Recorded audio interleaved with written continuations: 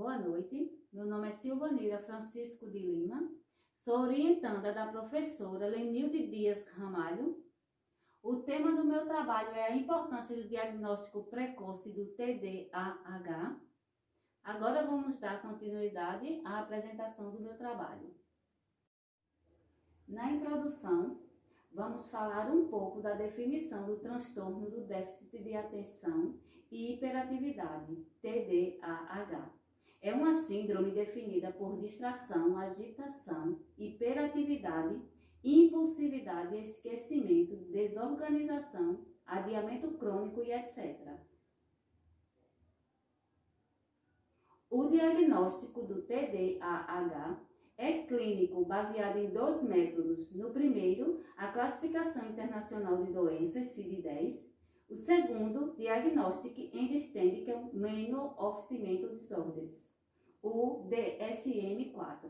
No DSM-4, o transtorno é dividido como predominantemente desatento, predominante hiperativo e impulsivo, predominante combinado, que seriam os 2 anteriores associados. Logo após o diagnóstico, a enfermagem exerce um papel fundamental na gestão de cuidados das crianças e adolescentes com TDAH, necessitando de uma cautelosa anamnese, escalas de avaliação padronizada, bastante atenção no comportamento do paciente e relatórios dos informadores, como também o desenvolvimento de estratégias para obter os objetivos voltados aos cuidados com o paciente e familiares, tanto em casa como na escola. O transtorno de déficit de atenção, hiperatividade e impulsividade é determinado por ser um padrão constante de desatenção, hiperatividade e impulsividade, mais sucessivamente e grave do que frequentemente notado em indivíduos com grau de desenvolvimento analógico. Manual de Diagnóstico de Transtornos Mentais, DSM-4, 2002.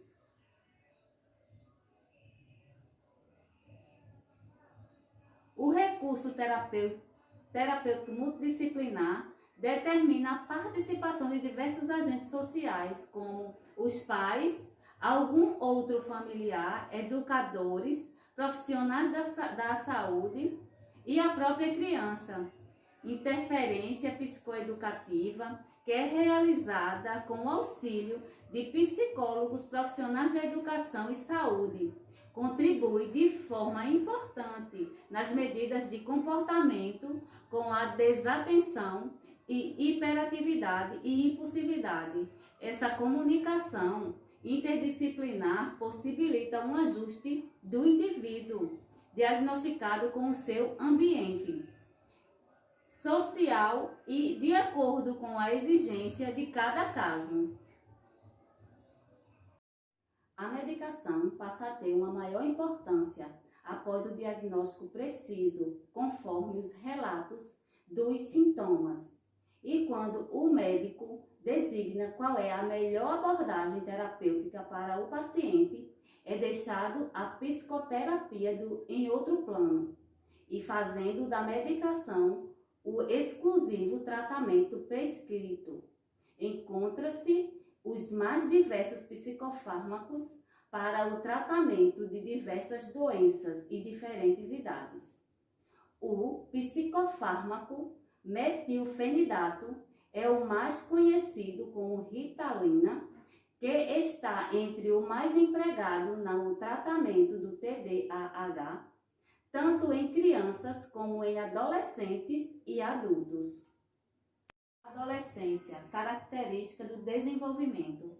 O período da adolescência pode ser determinado de várias maneiras. Refere-se à primeira etapa do crescimento e do desenvolvimento do ser humano, marcado por mudanças físicas, psíquicas e sociais, mas exatamente como o período de desenvolvimento constitui entre a infância e a fase adulta, definido transitoriamente pela Organização Mundial de Saúde, com um intervalo de idades entre 10 aos 19,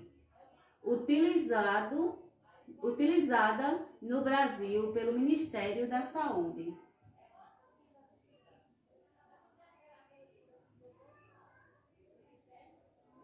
Em meio a muitas modificações que advêm da adolescência, é importante destacar que a puberdade envolve um momento de amadurecimento biológico caracterizado por aparecimento de particularidades sexuais secundárias, estirão de crescimento e mudanças na composição corpórea. A expressão da adolescência tem a ver com os problemas psicossociais do processo característico da puberdade e a adolescência, da qual o início corresponde com a puberdade, é influenciada pelo seu surgimento. Transtorno de déficit de atenção na adolescência. Conforme Gooden, 2014, o termo secundário mais comum em adolescentes é de desatenção e combinado, do qual o diagnóstico geralmente é difícil perante as mudanças físicas, sociais e emocionais dessa etapa do desenvolvimento. Vários dos sintomas do transtorno podem ser combinados a condutas típicas da adolescência, adiando o diagnóstico. A assistência de enfermagem à criança com TDAH consiste em condutas de promoção da saúde, prevenção, diagnóstico precoce e recuperação de agravos na infância, em anexo com o auxílio do crescimento e desenvolvimento infantil.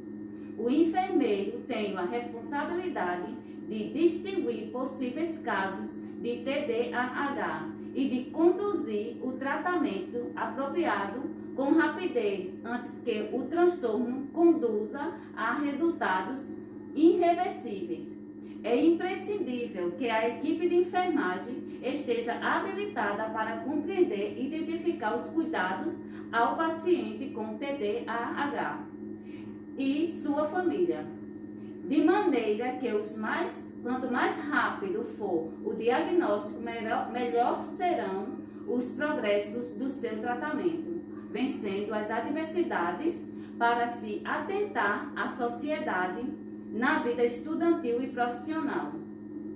Carvalho, 2011. Justificativa.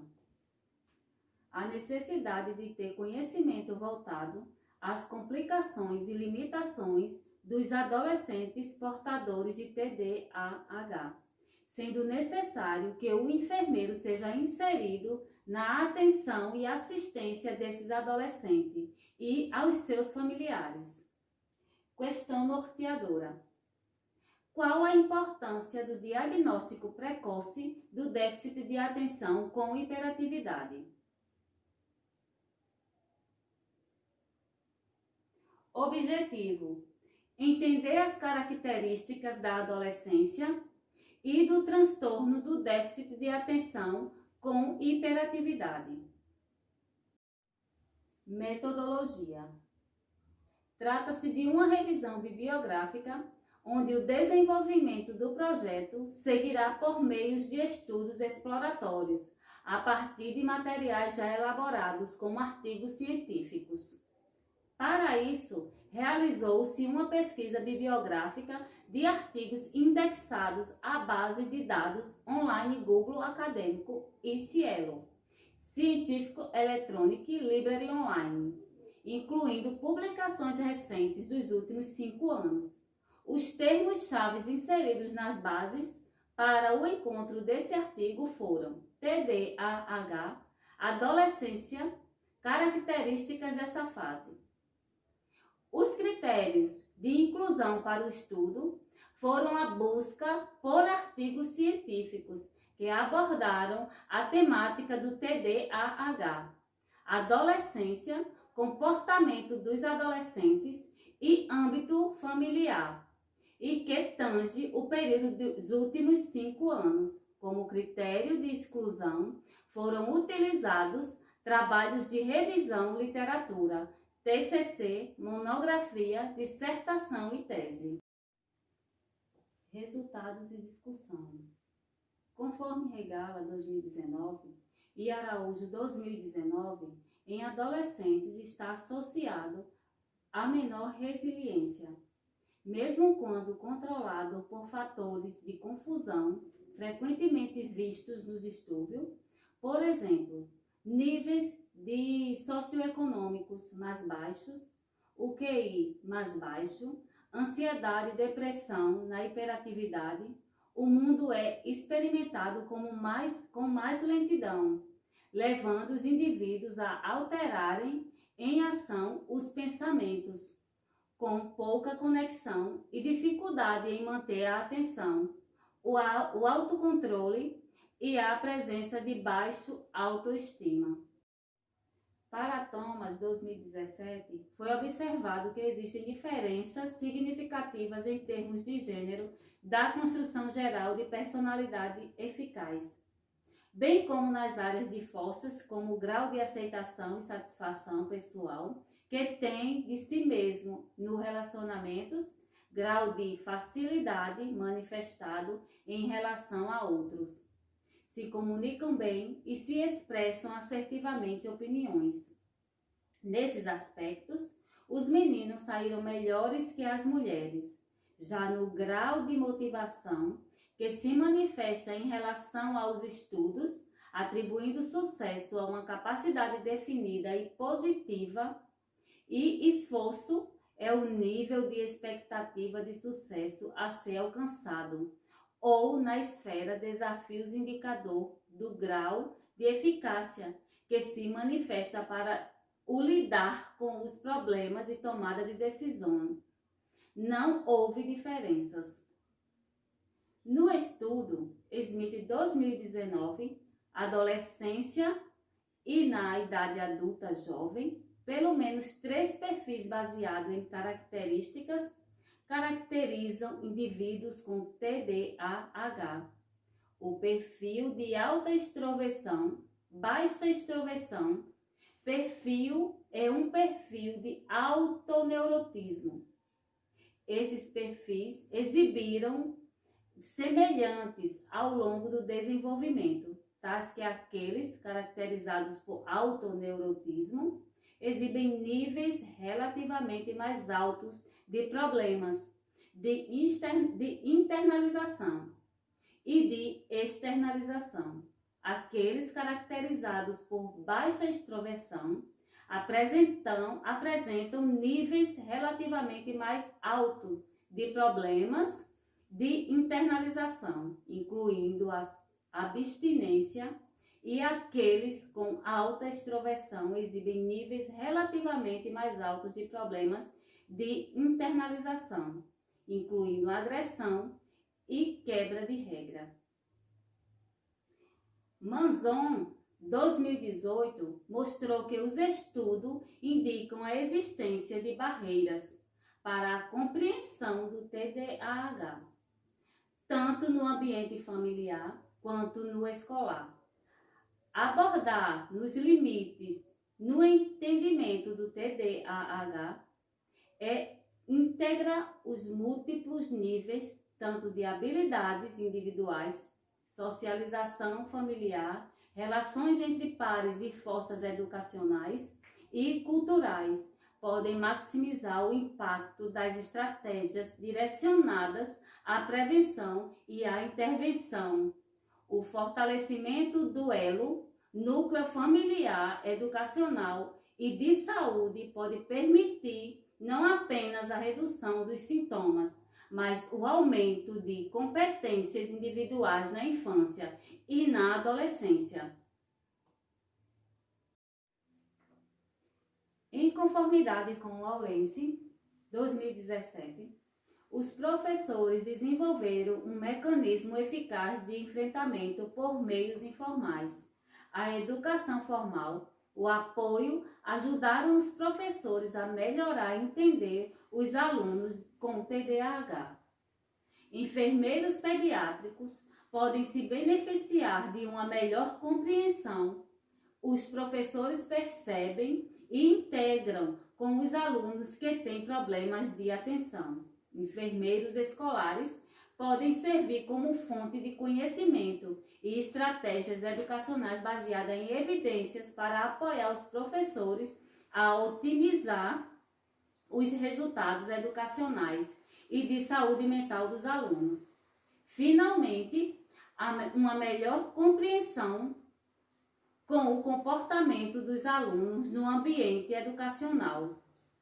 Pode informar as recomendações feitas por enfermeiros pediátricos para intervenções psicossociais e farmacológicas. Guenther, 2019, demonstrou em seu estudo que se o sintoma mais comum do TDAH em crianças e adolescentes foi relacionado à variável, muitas vezes deixa de prestar muita atenção aos detalhes ou cometer erros de cuidados nos trabalhos escolares, no trabalho ou em outras atividades. Embora a gravidade dos sintomas de desatenção não tenha sido associado à idade, a gravidade da hiperatividade e impulsividade diminui com o aumento da idade. Simbley, 2018, constatou que impossibilidade representam déficits em adolescentes melhores do que de hiperatividade de uma amostra de adolescentes com TDAH. Bem diagnosticado, os descritores de sintomas de desenvolvimento levaram os pais a endossar um pouco mais os sintomas de desatenção. Umar,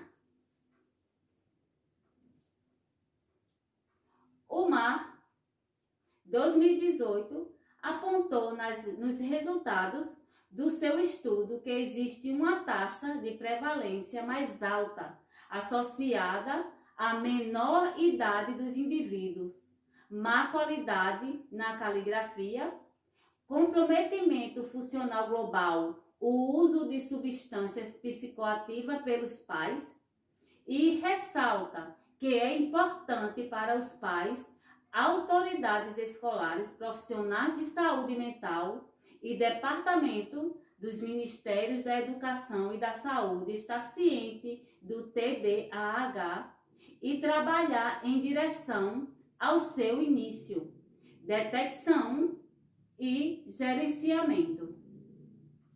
De acordo com Beaufort, 2018, adolescentes com TDAH exibiram várias manifestações de disfunção erétil, incluindo descontrole comportamental na presença de emoções fortes e inflexibilidade, retardo lento e linha de base emocional baixo limiar para excitabilidade e impaciência emocional, o TDAH, e está associado ao comprometimento social.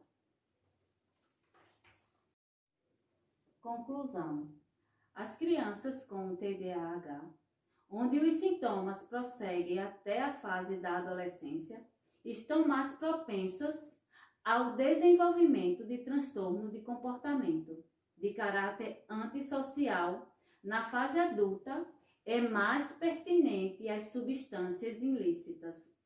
Sendo assim, os sintomas do TDAH na adolescência são muito semelhantes aos da infância, como distração, desorganização, falta de concentração e impulsividade. Dessa forma, percebe-se a importância de expandir a comunicação e a troca de informações e conhecimentos dentre os profissionais da saúde e educação, aperfeiçoando e aumentando de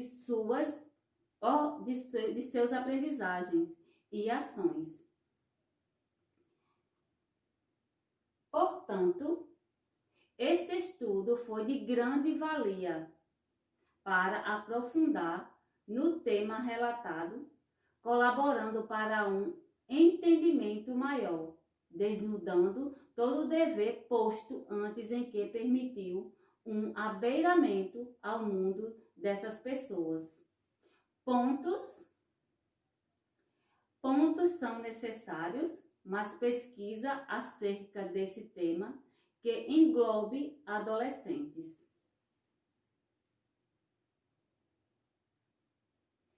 Referências bibliográficas. E aqui uma reflexão.